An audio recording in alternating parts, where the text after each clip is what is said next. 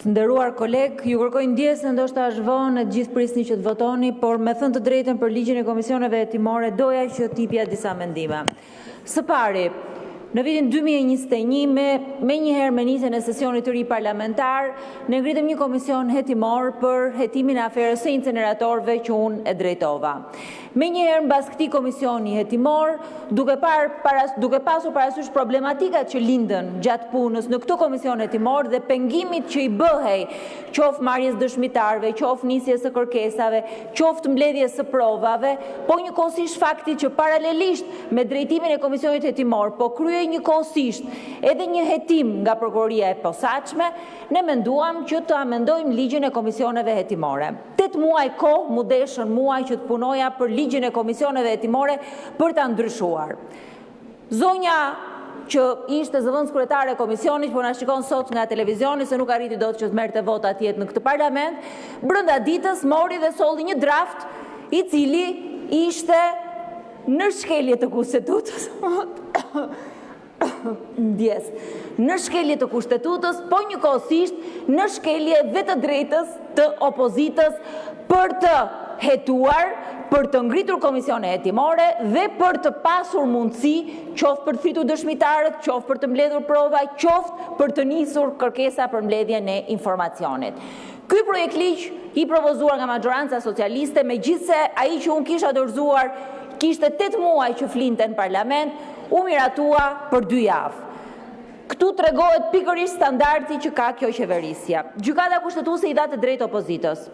Dhe mbas asaj, mbas shumë kohësh, kur vendimi i gjykatës kushtetuese nuk po zbatohej, mbas 2 progres raporteve ku qeveria shqiptare kritikohej për zbatimin e vendimeve të gjykatës kushtetuese, jo vetëm për këtë komisione hetimore, por edhe për një mandatin e një deputeti, vjen ky propozim. Unë, zonja Bilukbashi, i vlerësoj shumë deputetët që sjellin ligje në parlament. I vlerësoj sepse kjo është hapësira që ne kemi këtu. Të përdorim institucionet, përdorim gjithë hapësirën tonë parlamentare, por me thënë të drejtën, produktivitet si ky juaj s'kam parë. Keni 3 muaj në parlament, keni sjell 3 ligje thelbësore, konflikti i interesit, komisionet hetimore, ligje që ne të tjerëve këtu na janë dash vite. E tregova këtë historik 4 vjeçar për të thënë se sa puni duhet një deputeti që të sjellë një ligj këtu. Tani çfarë bën ky ligj që keni sjell këtu? Si çdo gjë shkel e shkop. Cënon përsëri të drejtën e opozitës për komisionet hetimore. Ka qenë një kohë në parlament kur ne kemi hapur komisione hetimore paralelisht. Ka bërë një kërkesë grupi parlamentar i Partisë Demokratike për hetimin e aferës së Çezit, ka bërë një grupi Partisë Socialiste për hetimin e aferës së Çezit, nuk binim dakord për objektin e komisionit dhe 2 komisione paralelisht ka pas Parlamenti i Shqipërisë. Ka pas komision hetimor për çështjen e tatimeve sepse përsëri nuk binim dakord paralelisht, por asnjëherë nuk cënohej e drejta e opozitës për të hapur një komision hetimor. Kjo përsëri sot cënohet. Opozita me këtë ligj që ju keni sjell këtu, gjykata kushtetuese në mënyrë të qartë i njeh të drejtën 1 të 4 së deputetëve dhe unë dua të citoj në vendimin e gjykatës kushtetuese ku shprehet që me kërkesë të 1 të 4 të gjithë anëtarëve është i detyruar që të caktojë një komision hetimor, përsëri me propozimin që ju keni sjell nuk lejohet. Pak ditë më parë në konferencën e kryetarëve ne diskutuam planin e veprimit të parlamentit për procesin e integrimit në përgjigje të progres raportit. Çfarë thoshte parlamenti dhe çfarë thoshte majoranca? Majoranca thoshte, ne angazhohemi që të rrisim numrin e komisioneve hetimore, ne angazhohemi që do të rriten interpelancat, ne angazhohemi që do të rriten pyetjet, debatet parlamentare, që nga shtatori këtij viti deri më sot janë hapur 0 komisione hetimore. Komisionin e IPARD-it që zoti Bardhi e përmendi këtu, për hetimin e fondeve të IPARD-it. Ne morëm copy-paste njoftimin që kishte bërë IPARD-i për aferën korruptive të 116 milionë eurove të zhvatura fermerëve shqiptar dhe zoti Balla u ngrit dhe tha nuk më pëlqen, tha kërkesa, se keni shkruar bukur. Nuk më pëlqen, tha, ishte copy-paste njoftimi që kishte bërë Olafi dhe nuk i pëlqeu përsëri. Me këtë propozim që keni sjell ju, përsëri nuk lejohet hapja e komisioneve hetimore si e drejtë kushtetuese e opozitës për kontrollin dhe për balancën e pushteteve. A ka nevojë që ky instrument përdoret nga opozita sot më shumë se kurrë? Ka nevojë të përdoret duke pasur parasysh çfarë po ndodh me luftën ndaj korrupsionit? Ka nevojë të përdoret se çfarë po ndodh me aferat e qeverisë? Për shembull, një komision hetimor për parkun Durana që nuk ekziston atje. A ka drejt ky parlament ta ngrejë apo jo?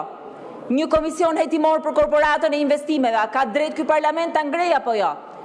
Një komision hetimor për portin e Durrësit, a ka drejt ky parlament ta ngrejë apo jo? Një komision hetimor për Porto Romanon që tender mbas tenderi, po i hapni, po i mbyllni, po seleksiononi kompanitë që doni, e po kryeni favoritizma, a ka drejt ky parlament ta hap apo jo? Këto janë afera që kanë nevojë për transparencë, kanë nevojë që ta vendosin parlamentin në punë, se parlamenti nuk është për ndetur deri në 3 natës tuaj për të ngritur kartonat. Puna më e madhe e parlamentit nuk duhet të jetë miratimi i ligjeve, por duhet të jetë mbikëqyrja dhe kontrolli i qeverisë.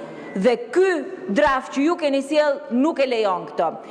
Është e kohë që diskutojmë që ne do të çojmë gjykatë kushtetuese, do sillni përsëri po të njëjtin draft me po të njëjtat parime, sepse ju nuk e doni as kontrollin parlamentar, as mbikëqyrje, nuk doni as komisionet hetimore, mbas komisionit hetimor të inceneratorëve që ka mbaruar pak më vonë se kjo seanca e fundit në orët e para të mëngjesit, mbas një seance vjetorshe me pyetje me kryeministrin, gjëja që u tha atje ishte ky është komisioni i fundit hetimor që ne lejojmë.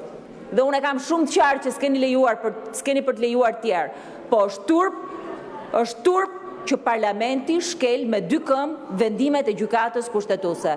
Është turp që parlamenti mblidhet në 3 natës për një ligj që ka një histori 4 vjeçar dhe përsëri nuk arrin dot që t'i japi të drejtën opozitës. Hapësira e opozitës në këtë parlament është gjithmonë më shumë duke u ngushtuar. Është duke u ngushtuar hapësira në komisione, hapësira për të ushtruar debatin, hapësira për komisionet hetimore, këto drejta ka opozita. Kështu që unë shpresoj shumë që të paktën herë të tjera të reflektoni, të shikoni historikun parlamentar të një ligji, të shikoni se çfarë ka ndodhur në debate të tjera, e të mos ja vendosim emrin nisma të tilla ligjore që të paktën kufizojnë punën e kolegëve. Faleminderit. Faleminderit zona Tabaku. Kalojmë te projektligji i fundit, pika 17.